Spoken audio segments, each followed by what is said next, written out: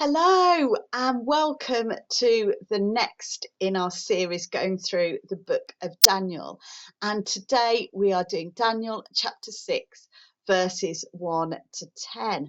So have a read of those verses. And that is before we go any further. And this today we're looking at is the start of the story of Daniel in the lion's den. But we wanted to give a bit of time just to look at the backstory of how Daniel gets to the lion's den. And hopefully this gives us just some really interesting things to have a think on, a pray on, of seeing what we find out about Daniel's character and who he is and how he's living his life at this point. So to start with, we see King Darius, the new king in charge of Babylon. We've seen, if you've been on this journey with us so far, we've seen King Nebuchadnezzar, we've seen Belshazzar. They had very similar traits of how they led, of how they governed, of how they took on being king. But we see they had very different outcomes in their lives. And Darius has now assumed the throne. And I think from quite early on, we can see there's a lot in Darius that is similar to the kings that have gone before him. So we start to see a bit of his character by what he puts in place. So he puts in place these people called satraps. And satrap is taken from a word that would mean someone like a governor, a high officer, or a prince. And he puts these 120 satraps in place that are there to protect his position, to maintain the office that he is in, to do a lot of work for him. But then over these 120 satraps, he puts in place three what are called administrators, and they are there to manage the 120 satraps. And I find this interesting.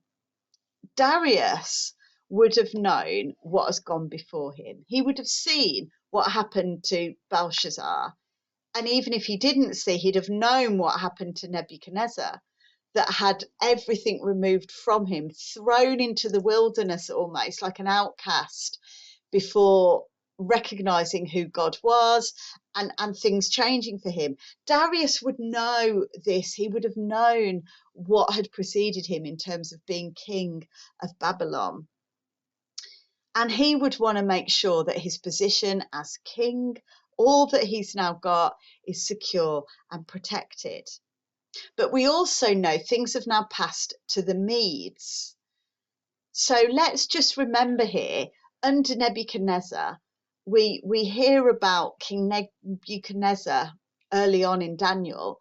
Again, those of you that have been on this journey will know this. How many people groups, how many places were conquered by him, and dare I say it, maybe even kings before him, that has created the Babylonian Empire as it now is. There will be lots of people living amongst the Babylonian people that are not of Babylonian descent, people that might have been in high positions in their own lands, people in exile. So for King Darius, the thought of a potential revolt, the thought of someone coming in and trying to usurp him, or a people group trying to take over, would have been in his mind because he's seen it happen already. King Darius would want to protect himself. And so he puts this system in place as a way of protection. And it even tells us in verse 2 that he puts this in place so that the king might not suffer loss. Interesting. King Darius wants to maintain his position, his authority. He wants to keep on being in this position of great standing, of authority as king of Babylon. So we see again, we've got a guy in place, a man in place that's more about position and who he is and how he's seen by the people than about anything to do with God.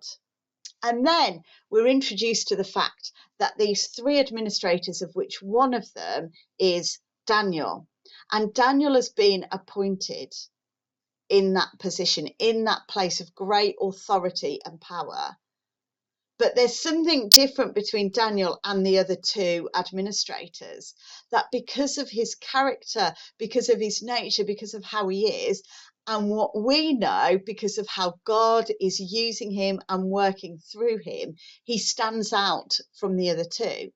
And so Darius is in the process and looking at this idea of putting Daniel in another level above the administrators, and will have that authority and power over the whole kingdom. Daniel would be King Darius's right-hand man, second in command. And what do we then see? We see jealousy from the satraps and the other administrators coming through. They try to find some leverage, something that Daniel can be charged with or is corrupt over. But it tells us they find nothing. Daniel is acting with the utmost trustworthiness. There is nothing corrupt or negligent in him. And so they realise there's only one area that they can use as something to exploit Daniel with, and that is his relationship with God. Wow, I find that incredible. That they are looking at this man, they're able to say there is nothing negative about him, nothing corrupt, nothing they can use. The only thing they can use is actually the most positive thing about Daniel, which is his devotion to God. So some of the satraps and the administrators decide to move ahead and exploit this part of Daniel. And they go to the king and get him to order a decree that only Darius as king can be worshipped over the next 30 days. And if anyone disobeys that command, they will be thrown into the lion's den. Now, they are already lying from the outset, because they tell the king that they have all agreed to this as being a brilliant idea, what they're bringing to him. But we know Daniel wasn't involved, because as we read on, Daniel finds out once it has been put into place as a decree, as a law.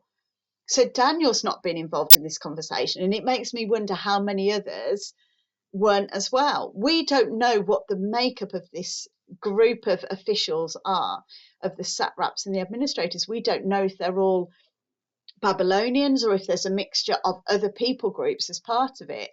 Did they only speak with the ones that they knew wanted to get Daniel out of position? So anyway, they know what the king's like. They know how to manipulate him. They know that his vanity and pride is what they can use to get Daniel into a hole. And they manipulate the king by saying, let's worship you. Let's bring all praise to you, not anything else. Let's use that pride, that vanity of the king. And the leaders Darius had appointed knew this was the way in, knew this was the idea that would bring the king in by using and exploiting the king's weaknesses as well, of the king wanting to know, wanting to have that recognition of being the ultimate leader, king, dare I say, God with a small g, of the Babylonian Empire.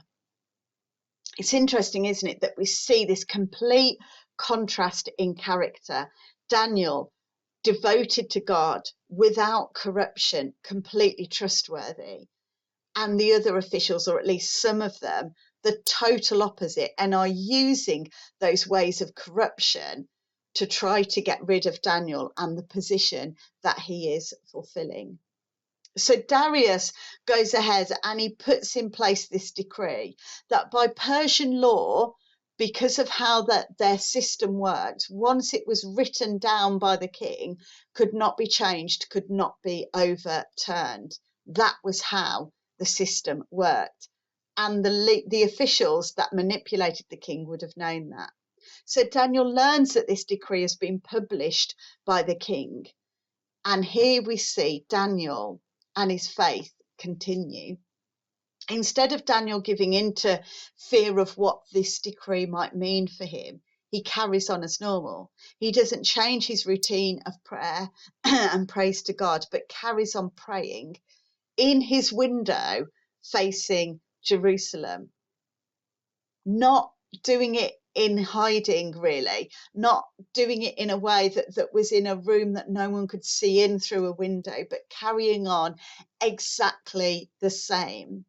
Instead of feeling fearful or asking God to change things, it tells us he prayed praise and thanksgiving and gratitude to God. Wow, what a brave thing to do. And I'm sure you might be sat there maybe struggling to get your head around this, or even thinking, would I be able to do the same thing if I was in that situation? Yet we see how Daniel's living is being worked out here, how his living is worked out in the everyday. We see how his faith is lived out, and we see why the other leaders could not find any corruption within him, but that the one thing they could exploit him on is his devotion to God, his faith in God. And we see that in reality, Daniel's faith was bigger than any threat of a lion's den, because he carried on exactly the same. So, how do we react in times of fear or worry? Does our faith rise up in those kind of times, or do we go our own way or try and find a different way rather than going to God and living out our faith and living how God wants us to?